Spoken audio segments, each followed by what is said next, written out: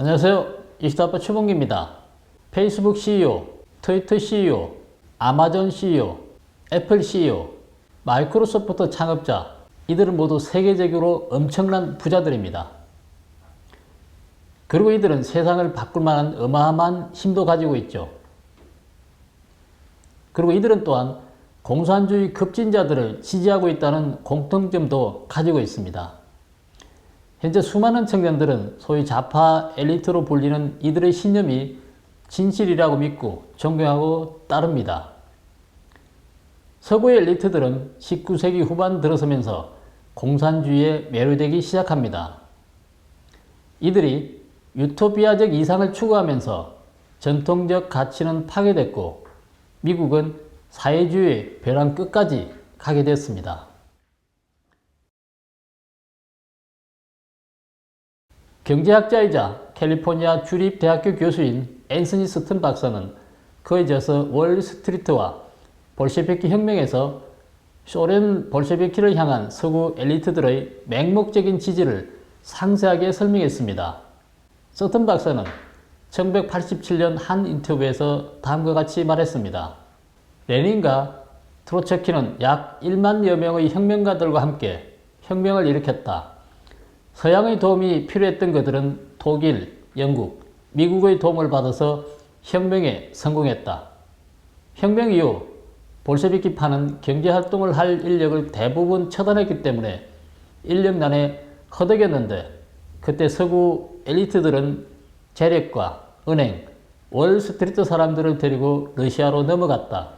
미국 기업들은 러시아로 진출해 놀고 있던 공장에 시동을 걸었다. 엘리트들과 자본가들이 볼셰비키를 대신해서 러시아를 움직이게 했다. 이렇게 말했습니다. 스튼 박사는 또 스탈린은 전쟁 전후에 소련 산업에 미국이 제공한 원조에 경의를 표했다. 소련의 모든 거대 산업기업의 약 3분의 2가 미국의 도움과 기술 지원을 받아 건설됐다고 말했습니다. 한국전쟁과 베트남 전쟁 시대를 비롯해 냉전 시대에도 이들은 무역과 기술 수출은 계속됐습니다. 스튼 박사는 미국은 소련에게 있어서 공산주의를 위한 무기였고 북한과 북베트남 공산주의자들의 무기와 탱커, 트럭은 대부분 소련이 제공한 것이지만 사실은 미국과 유럽 기업들이 세운 공장에서 생산됐다고 했습니다. 윌슨 대통령 이후 미국은 소련과의 무역전쟁을 볼셰비키파를 유화시키고 전체주의 통제를 완화하는 방식으로 추진했습니다. 하지만 그것은 별 효과가 없었습니다. 냉전시대 때 소련과 미국은 핵전쟁 직전까지 가기도 했으니까요. 그럼에도 불구하고 이 정책은 왜 70년 이상 지속되었을까요? 18세기 이후 과학기술이 급속도로 발전하면서 사람들은 신에 대한 믿음에서 벗어나 인간이 모든 것을 볼 수 있고 모든 것을 돌볼 수 있고 이 땅에 낙원을 만들 수 있다고 믿기 시작했습니다. 그러면서 다양한 형태를 띤 사회주의와 공산주의 사상이 우후죽순처럼 생겨났습니다. 사회주의와 공산주의 사상은 고등교육기관 교육자들에 의해 지식인청에 널리 전파되었습니다.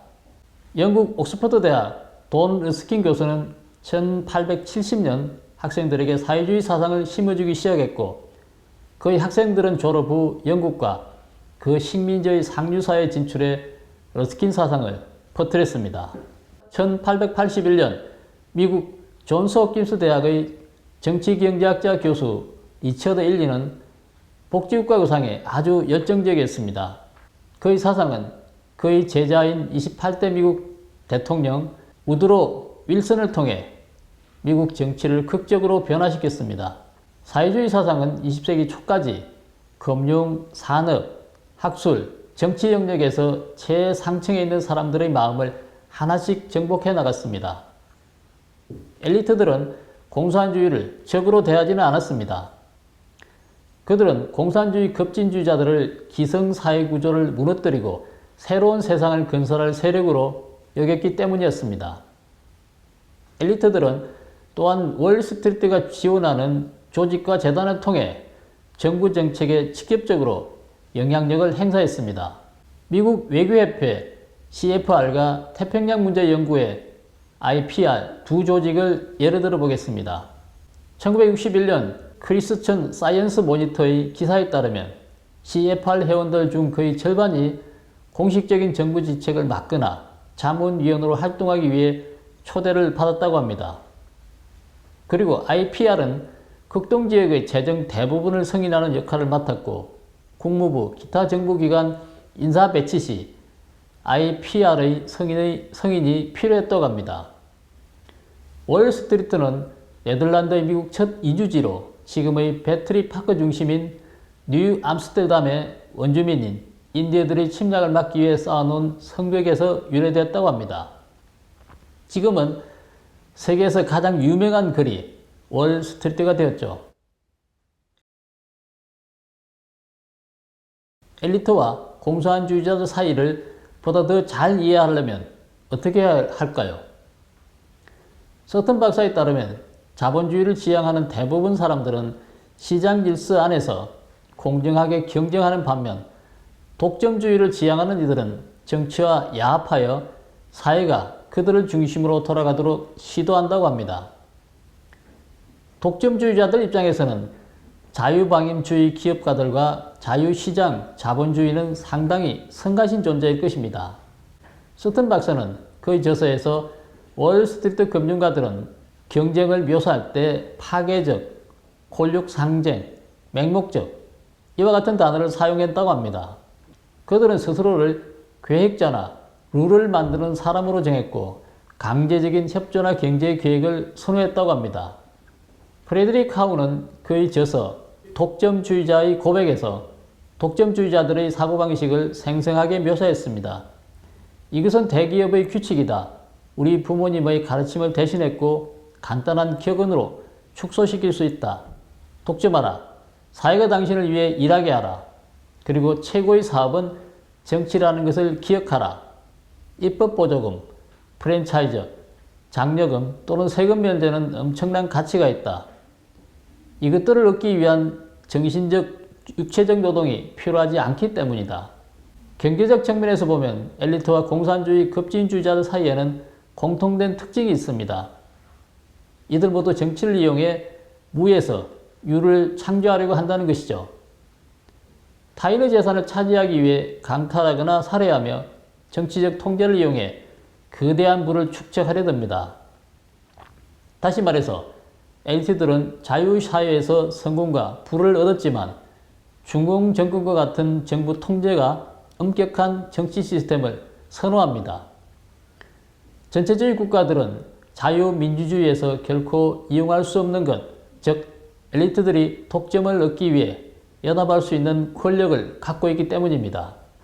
그렇기 때문에 과거에 월스트리트가 히틀러를 위해 길을 닦으며 제2차 세계대전을 부채질했고 그를 통해 막대한 이익을 얻어냈던 것입니다.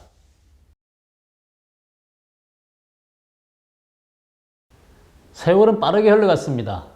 21세기 들어 거대 자산 운용사들이 엄청난 규모를 지니게 되었고 최첨단 기술을 보유한 기업 리더들은 과거 명성이 자자했던 대기업들의 CEO보다 더 거대한 자본력을 가지게 됐죠. 세계를 좌우하는 기업의 세대가 교체되었지만 교육과 언론을 통한 지난 100년간의 세뇌 결과 좌파 이념은 사라지지 않고 그대로 남아 있습니다. 요즘 전 세계적인 화두는 새로운 세계 질서입니다. 하지만 이는 새로운 개념이 아닙니다. 이 개념은 세계대전과 냉전이 끝나고 2008년에도 언급됐죠. 키콜리의 저서 비극과 희망에 나와 있듯이 새로운 세계 질서를 확립하는 것은 세계 엘리트들의 수익성 좋은 목표였습니다. 최근 들어 새로운 질서 요구는 다시 등장합니다. 세계 경제 포럼은 지난 수년간 변화의 필요성에 대해 말해왔습니다. 그리고 일부 엘리트들은 2020년 시작된 코로나19 팬데믹 카드를 세계의 질서를 교체할 철호의 기회로 봤습니다. 새로운 슬로건인 그레이트 리셋은 세계 경제 포럼의 2020년과 2021년 연례회의의 주제였습니다. 세계 경제 포럼 설립자 클라우드 슈밥은 다음과 같이 말했습니다.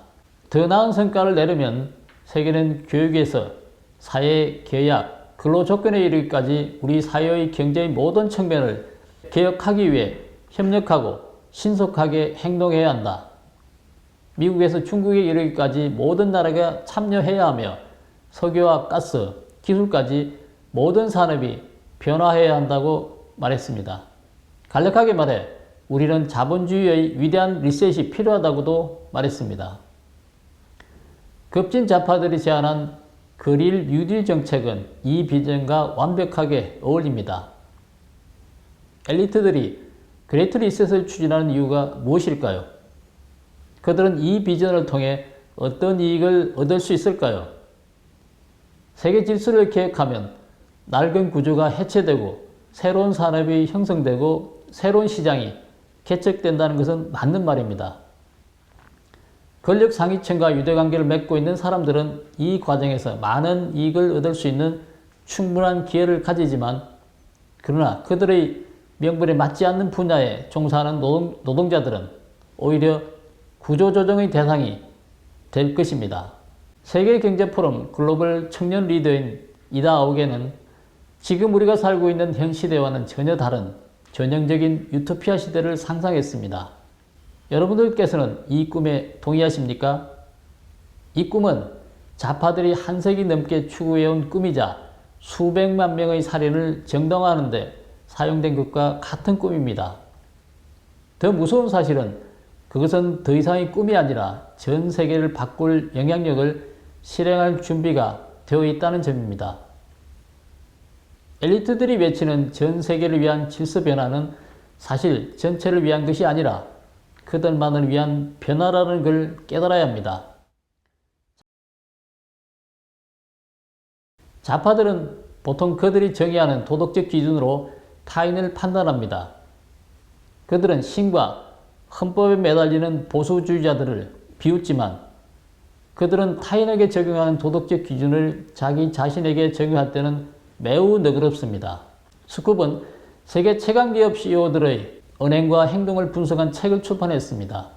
이들 중 일부는 이상적인 원리주의자일 수도 있겠지만 이해관계가 필요하다면 약속을 어기거나 뒤집는 걸 주저하지 않습니다. 스콥은 에포크타임스 탐사보도 전문기자 조슈아 필립과의 인터뷰에서 세계 최대 자산 운용회사인 블랙룩의 CEO인 로렌스 핑크에 대해서 이렇게 말했습니다. 그건 우리의 돈이다. 직장에 다니며 퇴직연금에 투자하는 일반 시민들의 돈이다.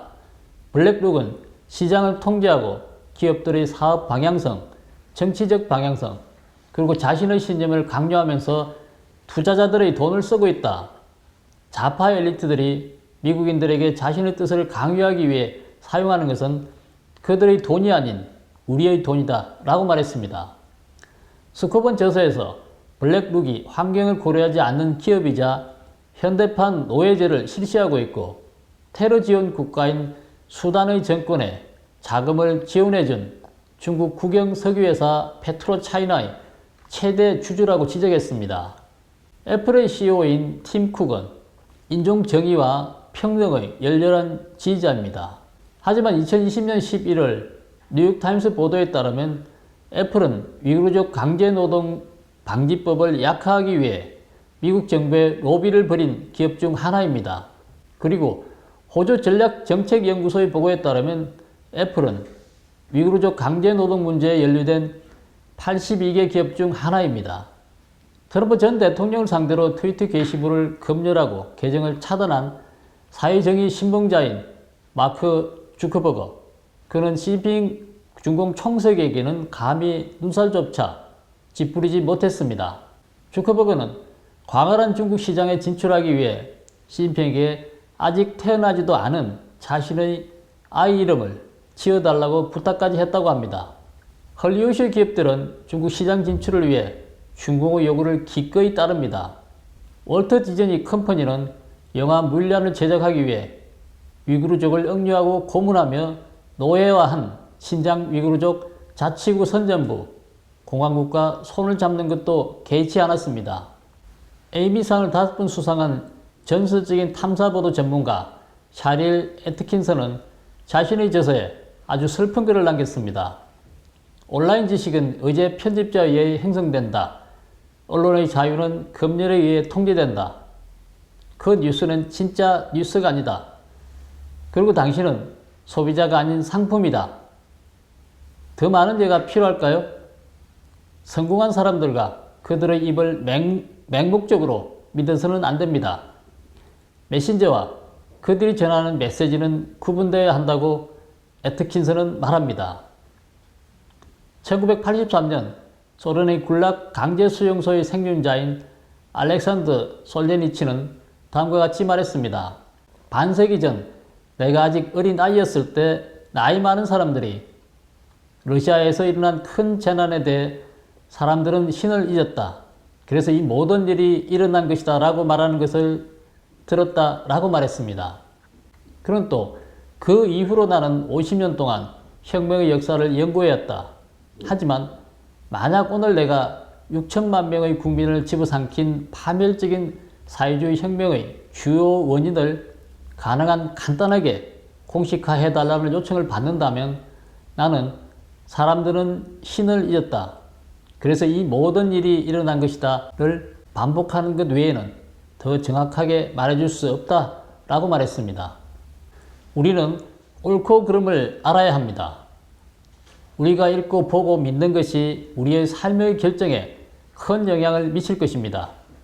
하지만 결국에는 우리가 하는 모든 일과 우리가 내리는 모든 결정에 책임을 지는 것은 결국 우리 자신입니다.